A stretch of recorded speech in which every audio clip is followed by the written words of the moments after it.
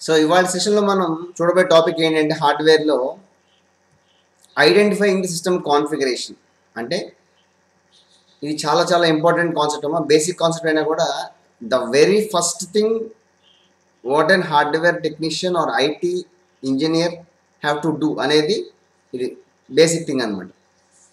ఎందుకంటే మనం ఏ type of work చేసినా లేదా చేయాలనుకున్నా సరే లేదా సాఫ్ట్వేర్ రిలేటెడ్ కానీ ఏదైనా సరే అసలు మనం వాడే సిస్టమ్ యొక్క బేసిక్ స్పెసిఫికేషన్స్ ఏంటి అనేది తెలుసుకోవడం మినిమం థింగ్.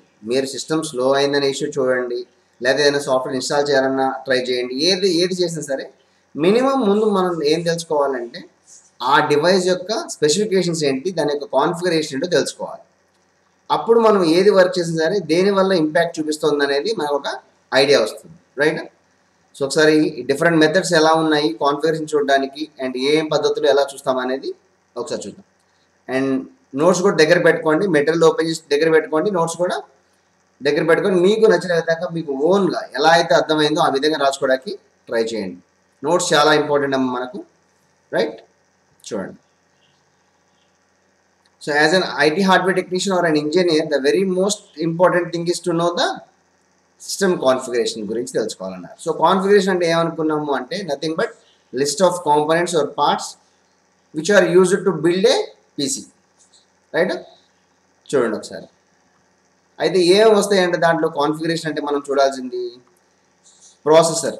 సో ప్రాసెసర్ అనే దాంట్లో ఆల్రెడీ ఇంతకుముందు క్లాస్లో మీరు ఏం చూస్తారంటే అసలు ప్రాసెసర్ అంటే ఎలా ఉంటుంది, ర్యామ్ అంటే ఎలా ఉంటుంది, మదర్ బోర్డ్ అంటే ఎలా ఉంటుంది, హార్డ్ డిస్క్, ఇట్లా అంటే అన్ని కాంపోనెంట్స్ కూడా ఫిజికల్గా ఎలా ఉంటాయి అనేది మీరు చూస్తున్నారు.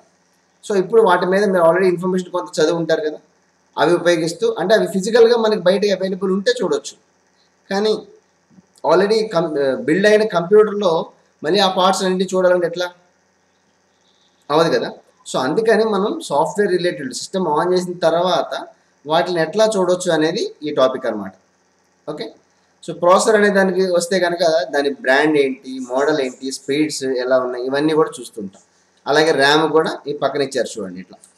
సో ఓఎస్ మనం వాడే ఓఎస్ ఏంటి, దాని యొక్క ఫ్లేవర్స్ ఏంటి, ఆర్కిటెక్చర్ ఎలా ఉంటుంది, హార్డ్ డిస్క్ సైజ్ ఎంత ఉంటుంది, డిస్ప్లే డ్రైవర్ అయిందా లేదా, దాని యొక్క ఇంటర్నల్ డెడికేటెడ్ ర్యామ్ గ్రాఫిక్స్ ఎంత వచ్చినాయి, అండ్ కంప్యూటర్కి ఉన్న పేరు ఏంటి, వర్క్ గ్రూప్లో ఉందా లేదా, ఇట్లాంటివన్నీ కూడా మనకు తెలుస్తూ ఉంటాయి. అయితే కొన్ని పదాలు మనం ఇప్పుడు వినకపోవచ్చు, ఫర్దర్ కాన్సెప్ట్ వినొచ్చు, బట్ రాసుకుంటాం. ఇప్పుడు విని రాసుకుంటే ఫర్దర్గా వచ్చినప్పుడు ఈజీగా మనకు అర్థమవుతుంది, రైట్? ఒకసారి చూడండి టాపిక్ ఇక్కడ. సో ఫస్ట్ మెథడ్ ఏంటయ్యా అంటే by using the command dxdiag, అంటే ఇది కమాండ్ అనమాట.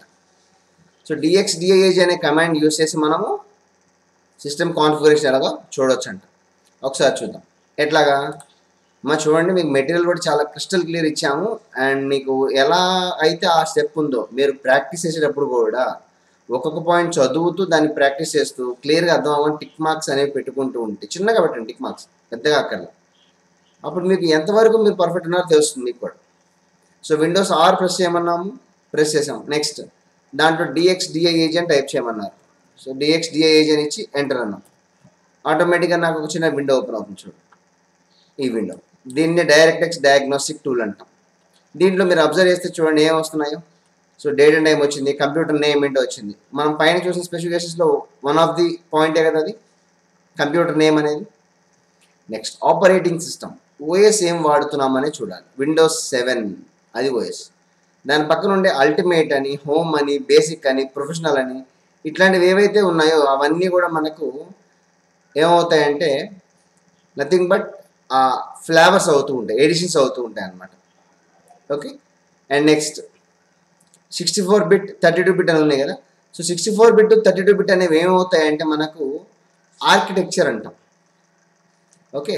ఆర్కిటెక్చర్ అంటే ఏంటంటే నథింగ్ బట్ ఎన్ని బిట్స్ ఆఫ్ డేటా మనం ప్రాసెస్ చేయొచ్చు అని చెప్పి తెలియజేసేది ఆర్కిటెక్చర్ అవుతూ ఉంటుంది.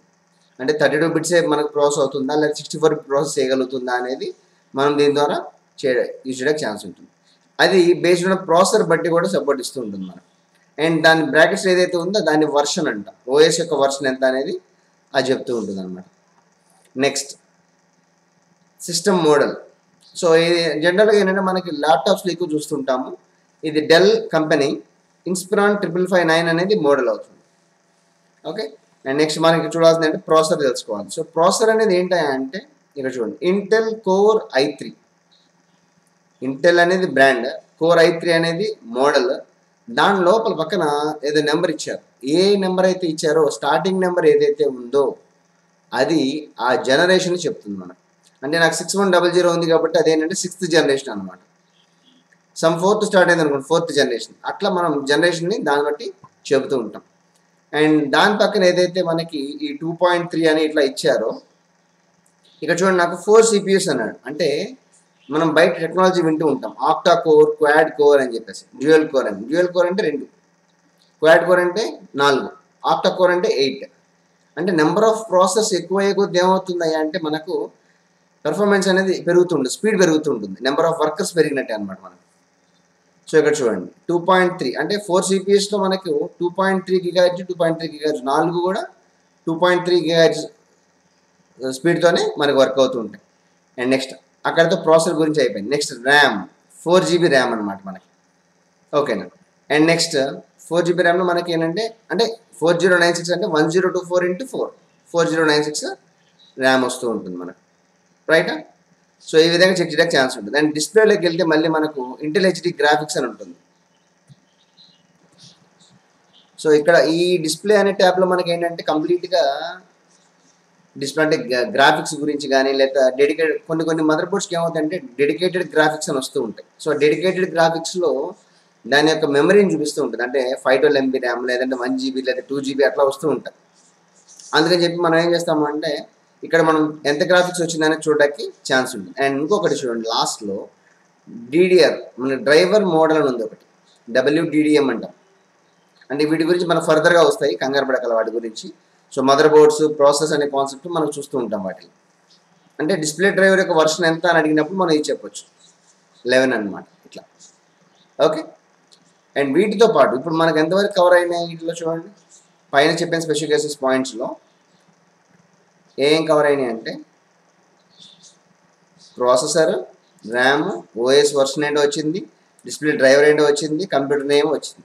ఇంకా మనకు రావాల్సినవి ఏంటంటే హార్డ్ డిస్క్ సైజ్ ఒకటి, వర్క్ గ్రూప్, డొమైనా కాదా అనేది తెలుసుకోవాలి. అయితే అన్ని ఆప్షన్స్, అన్ని రకాల ఇన్ఫర్మేషన్ ఒక విండోలోనే రావాలన్న రూల్ లేదు, కొన్ని వేరే చోట ఉంటూ ఉంటాయి. సో అందుకని మనం ఏం చేసాము అంటే ఇప్పుడు ఈ ఫస్ట్ మెథడ్లో కొంత ఇన్ఫర్మేషన్ గ్యాదర్ చేసాం. ఇప్పుడు సెకండ్ మెథడ్కి వెళ్తున్నాం చూడండి. సెకండ్ మెథడ్లో ఏం జరుగుతుందా అంటే ఇంకొంత ఇన్ఫర్మేషన్ అంటే సేమ్ ఉండొచ్చు, ఇంకొద్దిగా ఏమైనా ఎక్స్ట్రా యాడ్ అయితే యాడ్ ఉండొచ్చు, రైట్. ఒకసారి సెకండ్ మెథడ్ చూపిస్తాం. విండోస్ R ప్రెస్ చేయమన్నాము, MS Info 32. అయితే ఇది విండోస్ 7లోనే పనిచేస్తున్నాం. ఇచ్చి ఎంటర్ ఇవ్వగానే మీకు ఇట్లా వస్తుంది. ఇక్కడ కూడా చూడండి, OS name, version, and next system manufacturer, model, processor ఏంటో వచ్చింది, Intel core i3 6th Gen 2.3 GHz process speed అనమాట. సో ఇట్లా మనకు అన్ని రకాల ఇన్ఫర్మేషన్ ఇక్కడ చూడవచ్చు. అండ్ ర్యామ్, ఫిజికల్ మెమరీ ఎంత 4 GB, అవైలబుల్ ఎంత ఏంటి అని మొత్తం ఇక్కడ ఇస్తుంటారు. ఓకే. సో దీంట్లో కూడా మళ్ళీ మనకి ఏం తెలియలా, హార్డ్ డిస్క్ సైజ్ అనేది దీంట్లో తెలియలా. ఇక్కడ మీరు అబ్జర్వ్ చేస్తే ఇంకా డిఫరెంట్ ఆప్షన్స్ ఉంటాయి. ఒకసారి జస్ట్ చూడండి అంతే, మీకు కొద్దిగా టైం తీసుకుంటూ ఉంటుంది. ఒకటి క్లిక్ చేసినప్పుడు రైట్ సైడ్లో ఇన్ఫర్మేషన్ ఓపెన్ అవుతూ ఉంటుంది, రైట్. ఇది కూడా క్లోజ్ చేస్తున్నాను నేను. థర్డ్ మెథడ్ ఏంటో చూద్దాం. థర్డ్ మెథడ్ ఏంటంట, సిస్టమ్ ప్రాపర్టీస్కి వెళ్ళి చూడటం అంట. అది ఎట్లా జరుగుతుంది అంటే విండోస్కి ప్రెస్ చేసి స్టార్ట్లోకి వెళ్ళి ఇక్కడ కంప్యూటర్ ఉంది కదా ఆప్షన్, దాని మీద రైట్ క్లిక్ చేయండి. ఇక్కడ ప్రాపర్టీస్ అని ఉంటుంది, అది క్లిక్ చేయండి. ఇప్పుడు ఓపెన్ అయిన విండో అనేది సిస్టమ్ ప్రాపర్టీస్ అవుతుంది మనకు. దీంట్లో మీరు అబ్జర్వ్ చేస్తే ఇక్కడ కూడా విండోస్ 7 అల్టిమేట్ అనేది ఏంటంటే మనకి ఓఎస్ దాని యొక్క ఫ్లేవర్ వర్షన్ అవుతూ ఉంటుంది. ఓకే.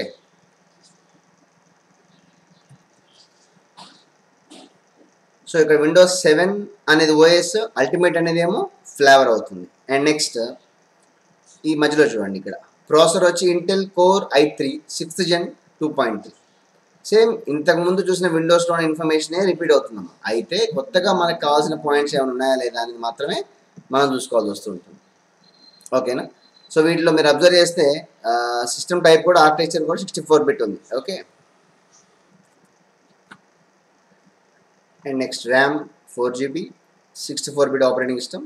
ఇక్కడ చూడండి ఒక కొత్త పాయింట్ తెలిసింది, కంప్యూటర్ నేమ్ ఆల్రెడీ ఉంది చూసాము.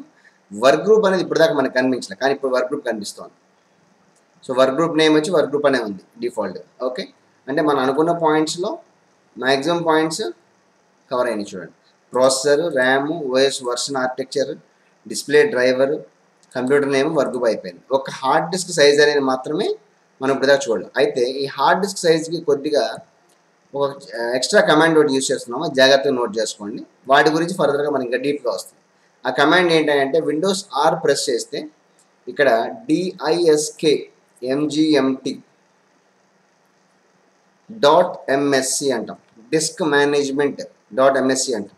ఇచ్చి ఎంటర్ ఇవ్వండి. ఒక 2 minutes టైం తీసుకోండి. సో అది వచ్చిన తర్వాత మీకు లెఫ్ట్లో ఇక్కడ కనబడుతుంది చూడండి, 931.51 GB అని. సో అంటే మీనింగ్ ఏంటంటే మనకు ఆల్మోస్ట్ 1000 GB అనమాట, 1 TB హార్డ్ డిస్క్. సో ఇట్లా నేను ఏం చేశానంటే different types of partitions create చేసి పెట్టుకున్నాను అనమాట. అంటే ఈ ఒక్క కమాండ్తో మనం ఏం చేయొచ్చు అంటే హార్డ్ డిస్క్ సైజ్ కూడా కంప్లీట్గా చూడవచ్చు. అయితే ఇలాగే మనకు 3 మెథడ్స్ ఇప్పుడు చూసాము. 4th మెథడ్ ఒకటి ఉంది, that is what last method, by entering into BIOS అనేది అంటాం. అంటే బయోస్ అనే ఆప్షన్లోకి వెళ్ళి ఆ మెనూలోకి వెళ్ళి కూడా మనము చూడడానికి ఛాన్స్ ఉంటుంది. అయితే ఇది ఎప్పుడు వెళ్తాము అంటే పైన 3 మెథడ్స్ కూడా సిస్టమ్ ఆన్ వర్కింగ్లో ఉండి ఆన్ అయ్యింది అనుకుంటే మనం చూస్తాం. మెథడ్ 4 ఏంటంటే మనకి సిస్టమ్ ఆన్ అంటే హార్డ్ డిస్క్తో సంబంధం లేదు, జస్ట్ డిస్ప్లే వస్తే చాలు అనుకునే సిస్టమ్, ఆ సిచ్యువేషన్తో మనం బయోస్లోకి వెళ్ళి అంటే కూడా మనం చూడడానికి ఛాన్సెస్ అనేవి ఉంటూ ఉంటాయి. ఓకే, సో పై 3 మెథడ్స్ ఏమో హార్డ్ డిస్క్ ఉండి ఆపరేటింగ్ సిస్టమ్ వర్కింగ్లో ఉంటే ఆ మెథడ్ 3 మెథడ్స్. అసలు హార్డ్ డిస్క్ లేదు, లేదా హార్డ్ డిస్క్లో ఓఎస్ క్రాష్ అయిపోయింది అయినా సరే మనం చూడాలి సిస్టమ్ ఇన్ఫర్మేషన్ అనుకుంటే 4th మెథడ్లోకి వెళ్ళి చూడొచ్చు. దీంట్లోకి వెళ్ళి ఎలా చూస్తారు ఏంటి అనేది మనకి నెక్స్ట్ టాపిక్లో బయోస్ కాన్సెప్ట్ ఉంది, దాంట్లో డీటెయిల్గా ఎక్స్ప్లెయిన్ చేసి ఉంటారు. సో మీరు అక్కడ క్లియర్గా చూసి నేర్చుకోండి ఏమో. సో ఎక్కడి వరకు ఏమైనా డౌట్స్ ఉండే కనుక అడిగి క్లియర్ చేసుకోండి. అండ్ ఇప్పుడు ఇది అయిన తర్వాత మీరు చేయాల్సిన ప్రాక్టికల్ ఏంటంటే ల్యాబ్లోకి వెళ్ళిన తర్వాత ఉన్న ఎన్ని సిస్టమ్స్ ఉంటే అన్ని సిస్టమ్స్ మ్యాక్సిమం కూడా మీరు ఒక్కొక్క సిస్టమ్ దగ్గర కూర్చోండి, ఒక్కొక్క సిస్టంలో ఒక్కొక్క టైప్ ఆఫ్ మెథడ్లో మీరు ప్రాక్టికల్ చేయండి. అంటే ఒక సిస్టమ్ దగ్గర ఏమో DXDAG కమాండ్ వాడండి, అక్కడ రాసుకోండి నోట్స్ దాని కాన్ఫిగరేషన్ ఏంటి. ఇంకో సిస్టమ్ దగ్గరికి వెళ్ళండి, MS-INFO32 అనే మెథడ్ వాడండి, అది యూస్ చేసి చూడండి. నెక్స్ట్ ఇంకో సిస్టమ్ ప్రాపర్టీస్ చూడండి.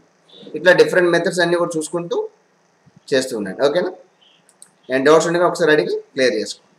Right, thank you.